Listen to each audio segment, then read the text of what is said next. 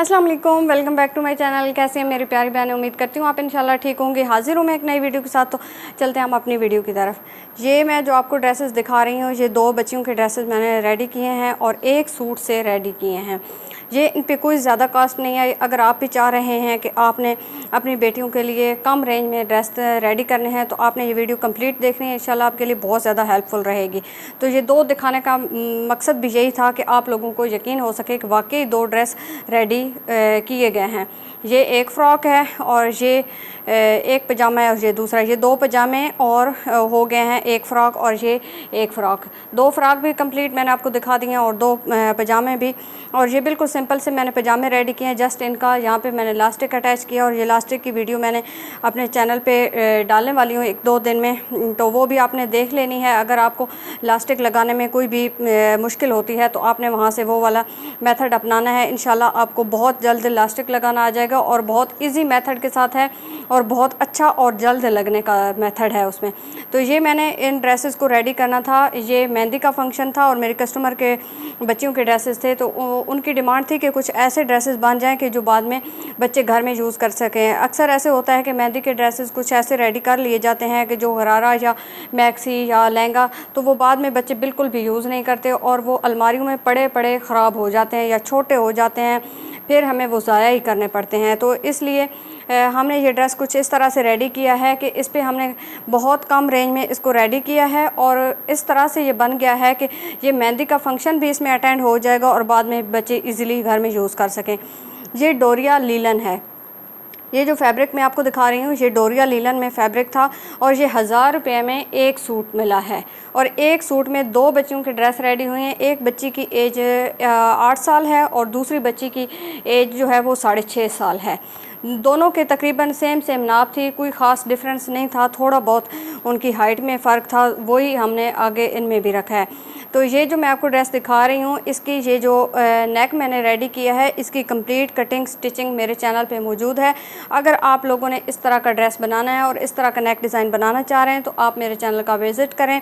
और अगर मेरे चैनल पर न्यू है तो प्लीज़ मेरे चैनल को सब्सक्राइब करें, लाइक करें और ज़्यादा से ज़्यादा लोगों को शेयर करें और बेल आइकन को दबाना बिल्कुल मत भूलें ताकि मेरी तमाम वीडियो की नोटिफिकेशन आपको सबसे पहले मिले। और इस तरह की मालूमाती वीडियो या इस तरह की डिज़ाइनिंग वीडियो जो है उनसे आप लोग भी फ़ायदा उठा सकें। तो यहाँ पर मैं आप लोगों को ये दिखा रही हूँ कि इसका जो मैंने नेक बनाया है, ये योक पहले हमने दोनों कटिंग कर ली हैं, सेम कटिंग की है और दरमियान से मैंने इसको कट लगाया। जो बैक वाली योक है उसकी चौड़ाई जो है वो 1 इंच हमने ज़्यादा रखी है। और इसको बनाने का मेथड बहुत ईजी है कि आपने दरमियान से कट लगाना है और इधर से भी आपने थोड़ा सा कपड़ा फ़ोल्ड कर लेना है और इधर से भी दोनों कपड़े फ़ोल्ड करके फिर एक दूसरे के ऊपर रख के यहाँ तक आपने सिलाई लगा लेनी है। फिर आप जब वहाँ तक सिलाई लगा लेंगे तो यहाँ पर आपने ये थोड़ा सा इसको गैप दे देना है, यहाँ पे आपने सिलाई को पक्का कर देना है। ये जब आप छोड़ देंगे तो ये ख़ुद ब खुद एक नेक का डिज़ाइन बन जाता है। यहाँ पर ये हम टिच लगा देते हैं, हुक लगा दें, बटन कोई भी लूप्स वगैरह कुछ भी यहाँ पर इजीली लग सकता है। और ये फ्रंट का जो नेक होता है ये फिर हम अपनी मर्ज़ी से कटिंग कर सकते हैं। ये फिर हमें ये डाउट नहीं होता कि अब हमने लाजमी जो फ्रंट वाला नेक है वो इतना बनाना है कि बच्चे का सर जो है वो आराम से गुजर सके। जब पिछला नेक हम इस तरह का बना लेंगे तो फ्रंट वाला जो नेक होगा वो हम इस चॉइस से बनाएंगे कि जो हमें पसंद हो, कि जितना हम बच्चे को पहनाना चाह रहे हैं। फिर हमें उसमें खुला करने की ज़्यादा ज़रूरत नहीं पड़ेगी। और अगर नेक फ्रंट का खुला हो जाए तो वो बच्चों को बहुत ज़्यादा बुरा फील हो रहा होता है। तो यहाँ पर मैंने इसमें डिज़ाइन को बनाने के लिए ये वाली ज़िगज़ैग वाली डोरी का यूज़ किया है।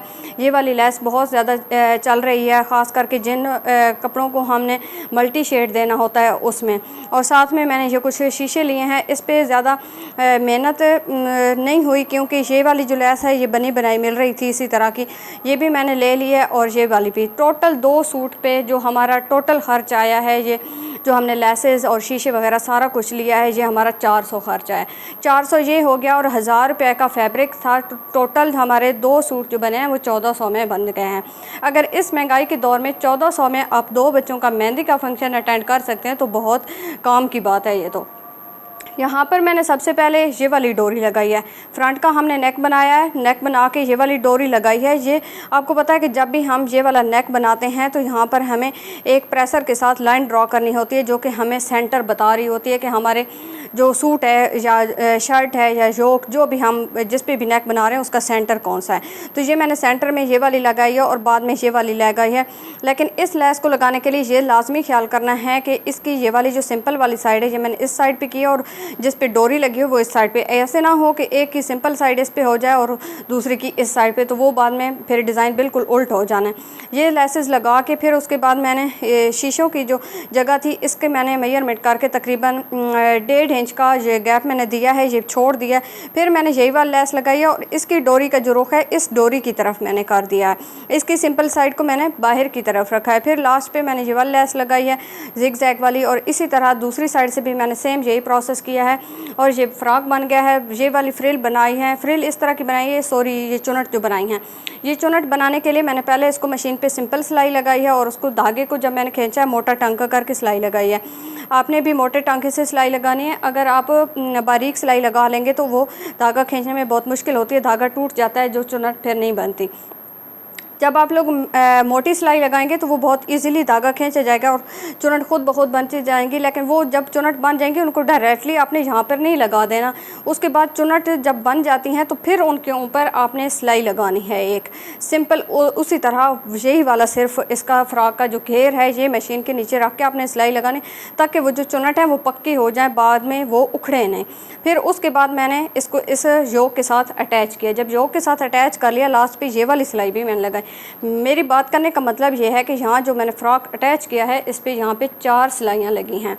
एक चुनट डालने में, दूसरी चुनट पक्की करने में, तीसरी इसको इसके साथ योक के साथ अटैच करने में, और चौथी ये वाली सिलाई लगी है। ये छोटे छोटे हमारे टिप्स होते हैं जो कि हमारे डिज़ाइनिंग को, हमारे सूट को बहुत ज़्यादा खूबसूरत बना रहे होते हैं। और यहाँ पर भी आप देख रहे हैं कि मैंने ये शोल्डर की सिलाई सिर्फ सिंपल नहीं लगाई बल्कि इसको मैंने डबल किया है। जब शोल्डर के साथ मैंने स्लीव्स को जॉइंट कर लिया उसके बाद भी यहाँ पर मैंने एक सिलाई लगाई है। और ये तकरीबन जो मशीन का पाँव होता है, पैर जैसे भी बोलते हैं, पाँव जो भी आप बोल सकते हैं, तो उसकी मैंने यहाँ पर एक वो वाली रखी है, उसकी जो चौड़ाई होती है। तो इस तरह से आप ये वाली सिलाई लगाएंगे तो आपके सूट को कोई भी ये नहीं कह सकता कि ये जो है सूट घर में रेडी किया गया है या रेडीमेड है। इसी तरह अगर आपको ये वाले सूट पसंद आया है और मेरी ये डिज़ाइनिंग आपको अच्छी लगी है तो प्लीज़ मेरे चैनल को सब्सक्राइब करें। Thank you so much. अपना बहुत सारा ख्याल रखिएगा, मुझे अपनी दुआ में याद रखिएगा। अल्लाह हाफिज़।